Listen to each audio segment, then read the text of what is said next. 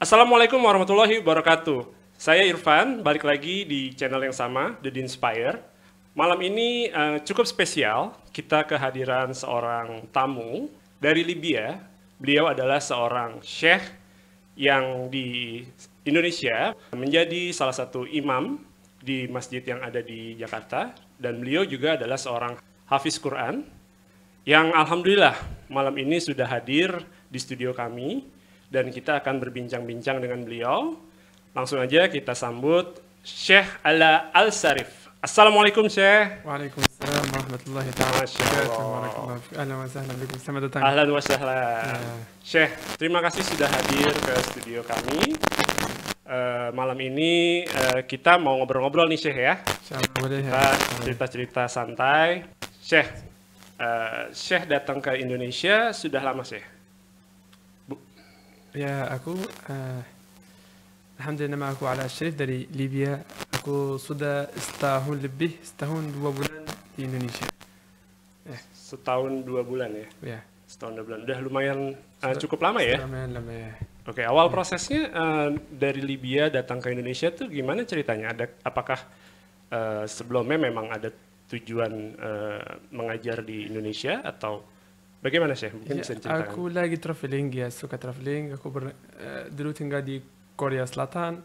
Oh, pernah ke Korea Selatan juga ya? Ya, setelah itu aku mau traveling di Malaysia dan habis itu aku mau balik di Korea, mau balik di negaranya. Tapi kita mau jalan-jalan dulu di Malaysia. Setelah itu ada teman aku dari Mesir, dia bilang ada negara lagi yang dekat Indonesia. Ya, kita jalan-jalan sekalian di Indonesia, lihat di Indonesia gimana. Ya, sampai masuk, sampai sekarang sudah setahun 2 bulan. Sudah suka negaranya, sudah enak-enak, bilang tambah sebulan. Ya, terus lagi tinggal sebulan, sampai setahun lebih. Dan sekarang, alhamdulillah sudah bisa bahasa dan lebih suka ya. Masya Allah. Iya, Suka benar bahasa Syekh. Indonesia. Ini dari tadi kita ngobrol-ngobrol, Syekh ini bicara bahasa Indonesia udah cukup bagus sekali gitu. Ya, alhamdulillah. Belajar atau memang sebelumnya memang sudah pernah bisa bicara bahasa Indonesia? Enggak sudah, cuma ngomong sama orang aja. Cuma lagi tinggal di komplek, cuma ngomong sama orang. Ya emang aku minta bantuin ini, aku nggak tahu. Pas misalkan aku mau minum atau mau makan apa gitu atau mau tanya apapun aku nggak tahu. Soalnya aku cepat bisa orang menghafal Quran itu bisa cepat menghafal apapun. Masya Allah. Ya, kayaknya harus tahu kayak gitu. Aku aben orang bilang misalnya ini meja atau ini minum itu atau aqua, langsung aku sudah hafal. Alhamdulillah. Cuma Jadi- karena tinggal di komplek, karena ada orang cuma ngomong ya, alhamdulillah mudah-mudahan cepat menghafal. Jadi memang tidak secara khusus belajar bahasa Indonesia dari ngobrol-ngobrol dengan Enggak, cuma teman di sekitar tempat tinggal, ya, terus cuma bisa bahasa Indonesia ya? Ya, Masya Allah. mau Selain belajar- bahasa Indonesia, mungkin ada bahasa lain yang dipelajarin? ya aku bahasa negara aku bahasa Arab asli, bahasa campur sedikit ada bahasa Itali. Ya, sekarang bahasa Indonesia, sedikit bahasa Korea. Oh, jadi banyak bahasa yang dipelajarin juga ya? Syekh? Ya, alhamdulillah ya. Bahasa Inggris juga. Bahasa Inggris pastinya Ya, ya? pastinya ya. Nah, Arab, jadi Inggris, Indonesia, Itali, Korea sedikit. 1 tahun 2 bulan, yang pasti 1 sudah tahun, ya. bukan waktu yang sebentar ya? Iya, ya, alhamdulillah. Sudah ngerasain makanan Indonesia dong pastinya ya? Ya, alhamdulillah. Sekarang aku lagi banyak makanan Indonesia, lebih dari makanan negara aku. Sekarang aku di sini makanan Indonesia. Kayak nasi padang atau Nasi Padang, sate, bakso, apa, semua soto. Alhamdulillah. Semua makanan enak di Indonesia, makanan enak banget ini. banyak yang udah dicoba berarti ya? Ya, Terutama tadi nasi Padang, karena nasi Aku- Padang pasti nggak jauh beda rasanya tuh rempahnya, ya ada ada kari-kari. kari-karinya. Soalnya aku sekarang takut kalau aku balik, aku rindu banget makanan Indonesia. Oh, aduh. Ya, tapi pikiran aku kayaknya kita balik di sana buka restoran aja makan Indonesia. Kalau masakan Di sana, Libya ya. sendiri, ada nggak yang dikangenin? kayak apa? Kayak gimana? Masakan Libya, Ya. ciri khas di sana itu makanannya apaan aja, dan Kayak kira-kira nih makan- selama di Indonesia rasanya pengen nyobain lagi deh yang makanan asli saya di Libya gitu. oh, makan asli aku ya kayaknya makaroni, spaghetti. Oh Ya, ya, itu yang makaroni, spaghetti, Makaroni, kuskus. spaghetti. Ada kuskus itu yang pasta ya. masuk ya. Basta ya. Di Indonesia udah keliling mana aja nih, Syekh? Ini sih cuma sedikit aja aku nggak pergi di mana. Cuma di Bandung, Jakarta, ke Bandung. Jakarta, bolo-bolo di Jakarta ini, Bandung, Bogor,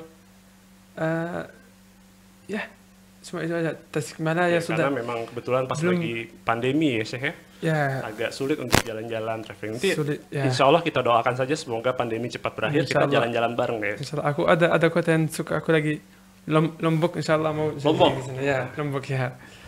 Karena waktunya corona aku masuk ya cuma lagi sebentar doang baru masuk coronavirus lockdown ya. Nggak bisa pergi di mana-mana Semua Diem serba aja. terbatas ya. di Jakarta aja. Iya. Terus Syekh ini kan seorang hafiz Quran ya, Syekh ya. Ya alhamdulillah. Jadi mungkin Syekh boleh sharing pertama kali belajar menghafal Al-Quran itu di Libya pastinya ya, waktu Ya, masih di Libya. di Libya. Ya. Dari umur berapa tuh, Syekh? Mulai dari umur 4 tahun. Dari 4 tahun. Selesai umur 11 tahun. 11 tahun itu mulai hafal seluruhnya. Mulai hafal umur 4 tahun. 4 tahun hafal. Ya, mulai belajar. Oh, mulai belajar 4 Ya. tahun. Umur 11 tahun baru sudah selesai hafal 30 juz. Ya, 7 tahun, 8 tahun ya. Gimana tuh, Syekh, proses menghafalnya gitu dengan waktunya sebegitu singkat bisa hafal? Karena kalau orang mau belajar Al-Quran waktu umur kecil pasti menghafal cepat. Karena enggak ada apa-apa, enggak ada banyak pikiran, cuma di sekolah dan belajar Al-Quran, bisa cepat menghafal Al-Quran. Kalau sudah lewat umur, sudah besar, sudah tahu di dunia ini, sudah pergi keluar, sudah bisa, tapi soalnya susah sedikit. Kecuali orang gitu mau ada niat, mau fokus menghafal, bisa. Soalnya anak sekarang lagi, anak zaman ini banyak yang suka jalan mau di kuah, mau main terus. Harus ada merasa sedikit mau hafal Al-Quran dan kasih waktunya menghafal Al-Quran. Kayak gitu. Dan mau harus terus, lurus, enggak berhenti. Harus seminggu itu cuma sehari libur. Ya, semua hari itu harus terus. Walaupun mau jalan-jalan di mana-mana, tapi harus belajar. Kita kalau mau, misalnya mau pergi sama keluarga keluar kota, tapi waktunya itu harus ada 1 jam buat belajar Al-Quran itu harus. Gantian misalnya lagi sibuk pagi, enggak jadi pagi, sore enggak jadi sore, malam. Sebelum tidur, atau bangunin subuh yang pertama. Harus kasih waktunya. Harus terus konsisten, sungguh-sungguh, Ya, dan ada kemauan sungguh-sungguh yang pastinya ya. ya pasti haruslah. Yang tambah lagi dia menghafal Al-Quran itu cepat ya.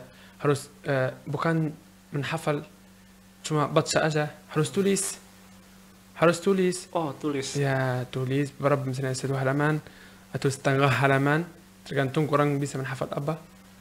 Tulis dan nanti harus ada orang benarin, ada yang salah atau benarin dan baca sama Ustaz Syekh, ada yang salah atau benar. Setelah itu hafal yang sudah tulis itu harus menghafal. Jadi Setiap hari kayak gitu bisa menghafal cepat dan tidak lupa kalau tulis. Kalau cuma baca aja menghafal kayak gitu baca aja bisa lupa, bisa menjadi lupa. Bisa hafal sekarang aku baca sama Syekh, aku pergi tidur balik lagi besok kemungkinan lupa. Kalau tulis beda, enggak bisa lupa. jadi bisa, metode cara menghafalnya itu ya, selain dihafal di pikiran, tapi ditulis. ya, Ditulis apa yang sambil dihafalkan, Ya. terus dibaca, terus nanti kalau sudah hafalannya dikoreksi. Ada yang mengkoreksi ya berarti ya dari Syekh tadi ya. ya haruslah, harus Ya. pasti. Misalnya mau hafal berapa? Misalnya 1 halaman, tulis itu 1 halaman. Tulis bagaimana? Tulis kalau harus ada syekh yang kasih dia. Misalnya dia enggak harus lihat mushaf. Harus ada orang kasih dia, orang baca, orang bawa mushaf, kasih ke dia misalkan qul a'udzu, tulis qul a'udzu, anaknya misalnya tulis Qul a'udzu birabbin nas, ya misalnya orang tua, ibunya atau bapak bisa baca, dia baca satu kata, anaknya tulis. Kalau anaknya nggak bisa tulis, kayak bukan orang belum pernah tulis, ya bisa juga kasih mushaf aja, depan dia lihat ikut sama mushaf. Kalau anak kecil banget nggak bisa menulis, nggak bisa ikut, walaupun ada Al-Quran depan dia nggak bisa, harus ketik.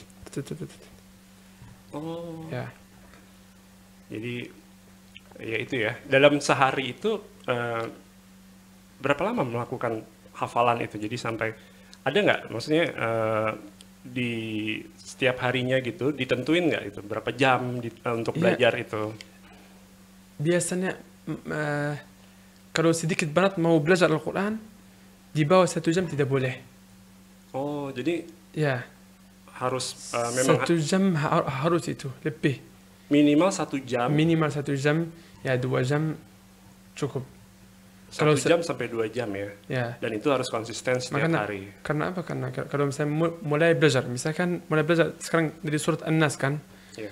dia hari ini cuma tulis surat An-Nas, ya, tulis surat An-Nas, dia sudah menghafal, sudah tulis, sudah baca sama ustad, baca bagus pakai ahkam tajwid, kayak Qul a'udzu birabbin nas, sudah tulis baca bagus, dia hafal, besok dia mau kasih sama ustad, sama syekh, sudah baca bagus sama syekh bilang kamu bagus, baru mulai surat yang baru, surat Al-Falaq. Kalau dia sudah surat Al-Falaq lagi selesai surat Al-Falaq, harus murajaat surat An-Nas, nggak pakai mushaf, murajaat lagi biar nggak lupa. Terus dia lebih dia tinggi sedikit, depan sedikit, sudah hafal misalnya 1 juz, harus murajaat. Setiap hari ada satu surat depan, harus murajaat yang kemarin yang sudah hafal, yang sudah menulis, sudah hafal, sudah syekh bilang bagus, harus murajaat. Ya. Itu dia tuh kadang kendalanya kita tuh menghafal tuh, kita sudah hafal, terus belajar lagi ayat baru, dan akhirnya ayat yang lama hilang lagi itu dari ingatan kita gitu. Makanya kita harus ulang-ulang terus ya, tidak harus ulang terus ya. Ulang terus, dan harus ada harian tidak belajar Al-Quran, tidak belajar apapun yang baru, harus belajar apa? Harus murajaat aja. Harus ada satu hari itu, harian itu buat murajaat khusus untuk murajaah. Dan ya memang kalau bagaimana bisa menghafal juga, waktunya harus 2 jam, dan waktunya buat menghafal bisa waktunya, kalau ada waktunya istirahat atau waktunya salat, sebelum zuhur, setelah salat zuhur, ikut sama waktunya salat, itu lebih bagus. Misalkan sudah baca sama syekh, sudah tulis berapa ayat, sebelum salat zuhur atau setelah salat zuhur, selesai salat zuhur, hafal sedikit. Setelah salat asar, hafal sedikit. Setelah salat maghrib, hafal sedikit. Setelah salat isya, hafal sedikit. Sampai malam, sebelum tidur harus mencoba sama ibunya atau ayahnya, sudah baca hafal bagus, ya nanti tidur. Kayak gitu. Oh, Masya Allah ya. Syekh juga tadi kita habis ngobrol-ngobrol cerita katanya sempat jadi imam ya, imam tarawih. Ya, imam tarawih. Itu umur berapa mulai jadi imam? 14 tahun. 14 tahun? Ya. Sudah jadi imam? Sudah jadi imam, alhamdulillah ya. Alhamdulillah, Masya Allah. Imam salat tarawih umur 17 tahun baru mulai imam salawat ya. Salawat khams. الفرائض ya. Salat fardu zuhur, asar, maghrib, isya. Masya Allah. Alhamdulillah. Sekarang juga kan katanya Syekh juga jadi salah satu imam di salah satu masjid ya di Jakarta juga. Ya, alhamdulillah lagi. Ya. Syekh kan belajar Al-Quran berarti dari kecil sampai sekarang pastinya sudah ya bisa dibilang di luar kepala udah hafal gitu ya. Sedangkan kan Al-Quran itu yang saya tahu manfaatnya tuh banyak ya. Ya. Mungkin Syekh dari manfaat-manfaat yang Syekh dapatkan setelah menghafal Al-Quran dan menjadi hafiz, itu apa aja Syekh? Mungkin bisa di-share gitu buat ke teman-teman buat jadi motivasi. Ya, itu manfaat Al-Quran yang kita pertama harus ngomong buat Nabi SAW bilang apa yang manfaat Al-Quran, hafal Al-Quran. dia حافظ القرآن أهل القرآن هم أهل الله وخاصته أهل القرآن هم dari أهل dan حامل القرآن yang حافظ القرآن itu hari kiamat dia Allah Azza wa Jalla bilang حامل القرآن يوم القيامة يقال له اقرأ وارتق ورتل كما كنت ترتل في الدنيا فإن منزلتك عند آخر آية تقرأها. Maksudnya artinya itu orang menghafal Quran hari kiamat dia baca ayat yang pertama yang mulai hafal sampai terakhir dia lagi tinggi masuk di surga. Tinggi masuk karena surga itu bukan satu kan karena darajat. Surga itu darajat. Ada yang di bawah, ada yang di setengah, ada yang tinggi. Orang yang menghafal Quran itu baca terus tinggi sampai selesai 30 juz. Dia lagi tinggi. Dan orang tua juga ikut di surga karena mengajak anaknya Al-Quran. Nabi SAW bilang, حامل القرآن يلبس أبويه تاج الوقار تاج من نور نوره مثل نور الشمس.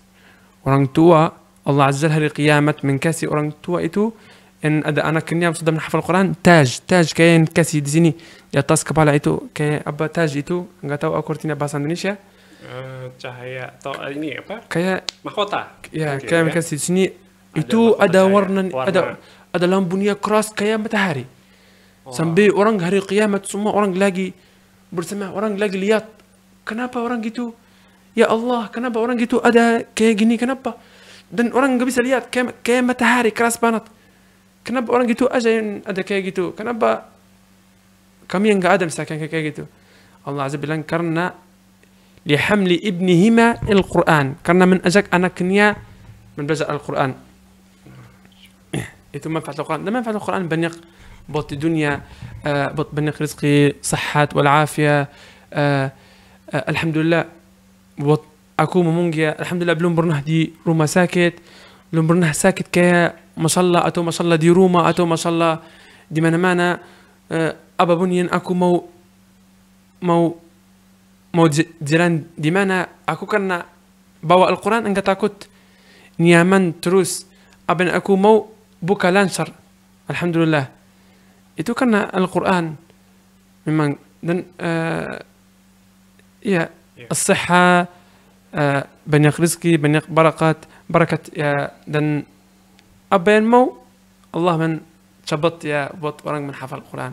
Masya Allah. Ya, ada yang di depan aku, ada yang bahaya apapun, Allah bikin jauhkan ya dari aku, dari orang yang menghafal Quran. Alhamdulillah. Dengan menghafal Quran kita selalu dijaga ya.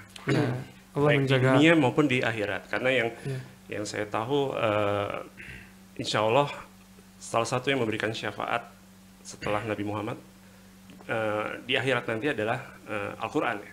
Ya, alhamdulillah ya. Insya Allah. Semoga kita menjadi salah satu orang yang bisa mendapatkan syafaat. Amin. Semoga menghafal Al-Quran insyaAllah. Dan al-amal bihi. Dan yang harus itu setelah menghafal Quran harus menamal. Ya. Harus lagi baca Al-Quran, lagi tahu ini misalkan minum misalkan haram, ya oke. Ya. Jauh sama minum. Tahu ini haram, jauh. Ini boleh ya ikut nggak apa-apa. Jadi kita pahami dan kita jalankan semua perintah yang di Al-Quran dan juga kita jalankan semua. Bukan cuma karena zaman ini ada yang juga banyak yang hafal Quran tapi enggak tahu artinya. Enggak paham dengan artinya. Dan enggak paham artinya. Hanya sekedar hafal aja. Hafal aja tapi dia banyak bikin salah, bikin dosa yang dia tahu di dalam Al-Quran bilang tidak boleh itu, tapi dia itu lagi ikut jalan itu. Itu masalah, itu lebih harus lagi paham. Ya, karena Al-Quran itu kalau sudah hafal Quran, kalau orang yang tidak hafal Quran, kalau orang sudah hafal Quran dan dia tahu misalkan minum itu dosa, Allah Azza bilang yas'alunaka 'anil khamri wal maisir qul fihima ithmun kabir wa manafi'u lin-nas. Allah Azza bilang sama ya Rasulullah, yas'alunaka, orang mentanya buat al-khamr itu alkohol ya. Minum itu al-khamr kan? Ya. Allah Azza bilang orang sama Rasulullah SAW bilang orang mentanya manusia mentanya buat al-khamr itu ithm, dosa besar, dosa ithmun kabir, dosa besar. Allah Azza bilang. Tapi ada orang misalkan, ada orang di dunia ini banyak yang hafal Quran tapi masih misalnya bikin dosa kayak gitu. Itu lebih apa? Lebih dosa dia beda dengan orang biasa yang belum menghafal. Orang hafal Quran lagi bikin dosa, dosanya besar lagi. Karena sudah tahu dia sudah baca Al-Quran, tahu artinya tidak tahu maksud artinya ayat itu tidak boleh, tapi dia masih bikin dosa. Tapi alhamdulillah memang orang menghafal Quran Allah menjaga terus. Walaupun dia mau bikin dosa Allah menjaga dia jauh. Memang alhamdulillah. Oke. Syekh di Indonesia juga kan mengajar menghafal Al-Quran ya Syekh. Di mana? Di Indonesia. Ya alhamdulillah ya. Ya.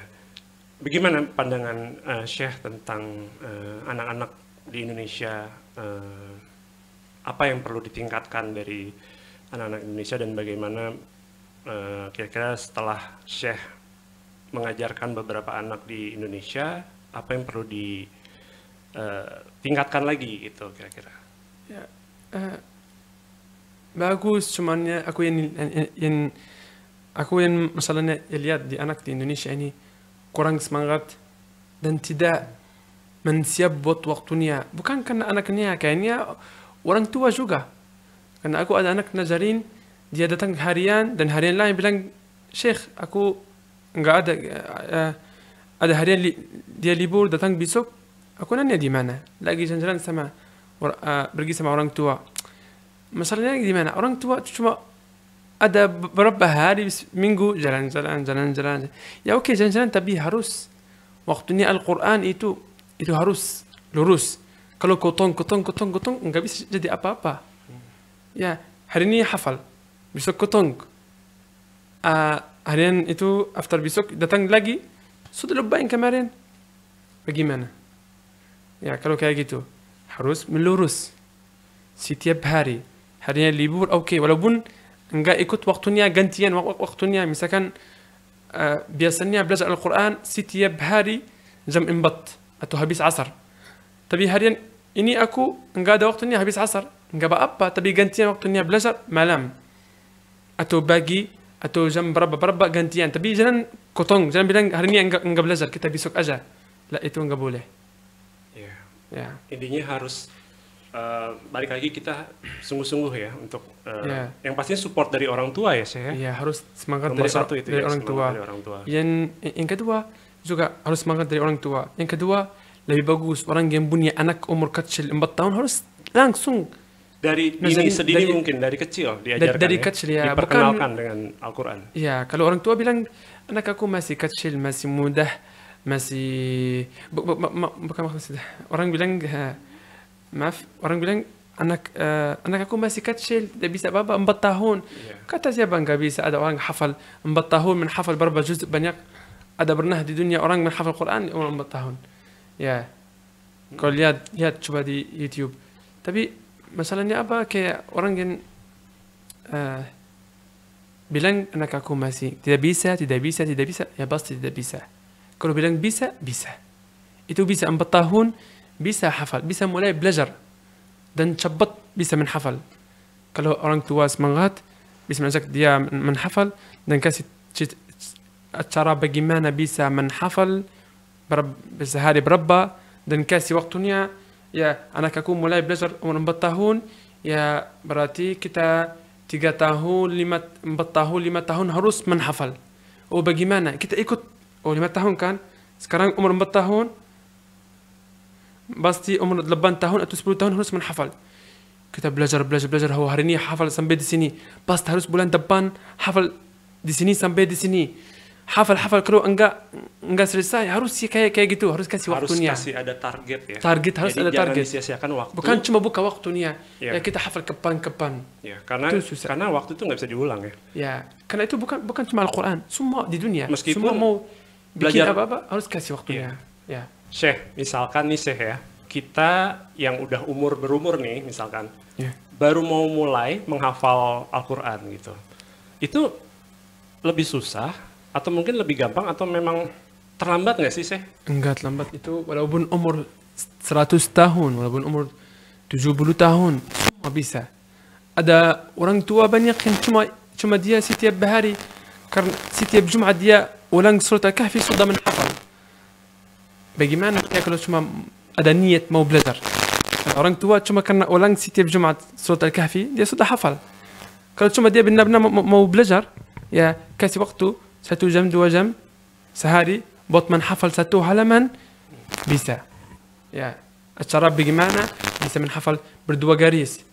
Ada 1 halaman 15 garis, 2 garis, tambah lagi 2 garis, nanti berempat, tambah lagi 2 garis, nanti ambil 6, ya gitu kayak gitu. Berdua garis, 2 garis, 2 garis. Selesai itu menghafal 1 halaman, ulang 20 kali, 50 kali, dan cari orang bisa membaca sama orang.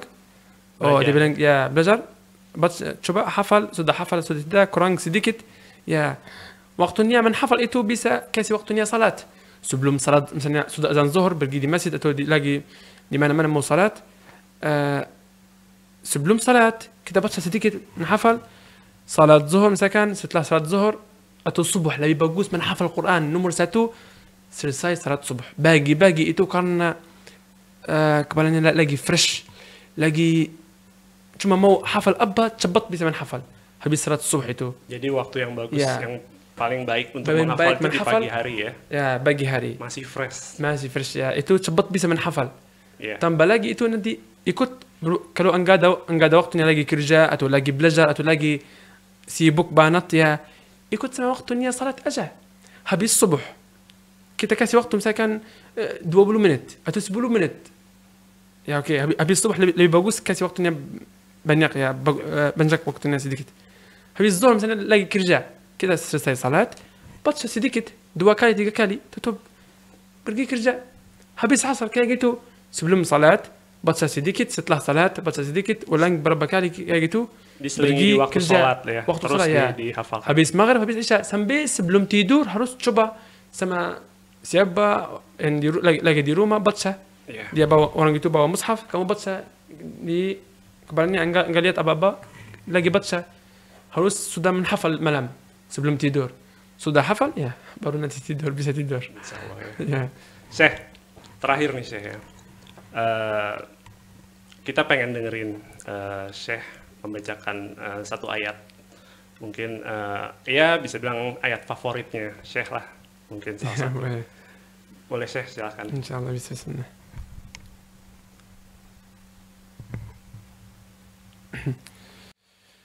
أعوذ بالله من الشيطان الرجيم بسم الله الرحمن الرحيم أفحسبتم أنما خلقناكم عبثا وأنكم إلينا لا ترجعون فتعالى الله الملك الحق لا إله إلا هو رب العرش الكريم ومن يدع مع الله إلها آخر لا برهان له به فإنما حسابه عند ربه إنه لا يفلح الكافرون وقل رب اغفر وارحم وأنت خير الراحمين.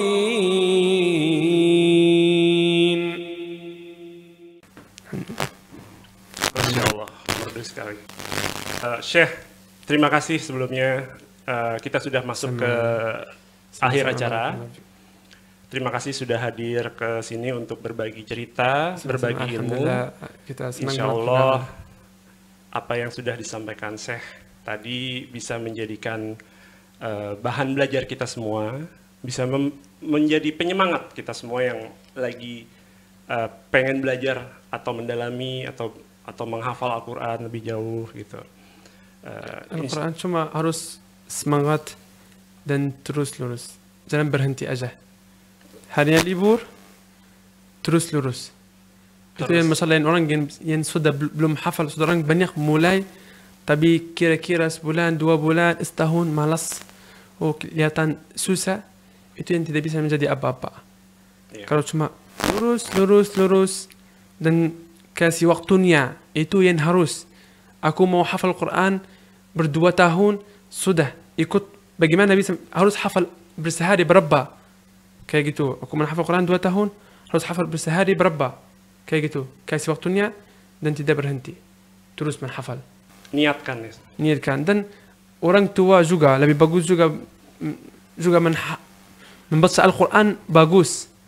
Bisa menjadi kayak sekarang lagi insyaAllah depan ini ada syahr Ramadan, insyaAllah mudah-mudahan semua ketemu Ramadan ini. Allahumma ballighna Ramadan, kama qala Nabi sallallahu alaihi wasallam. Kalau waktunya Ramadan datang harus berdoa terus, Allahumma ballighna Ramadan, Allahumma amin ya rabbal alamin. Kita insyaAllah ketemu Ramadan insyaAllah binillah ta'ala. Amin insyaAllah. Ya. Baik Syekh, kita sudah ada di penghujung waktu.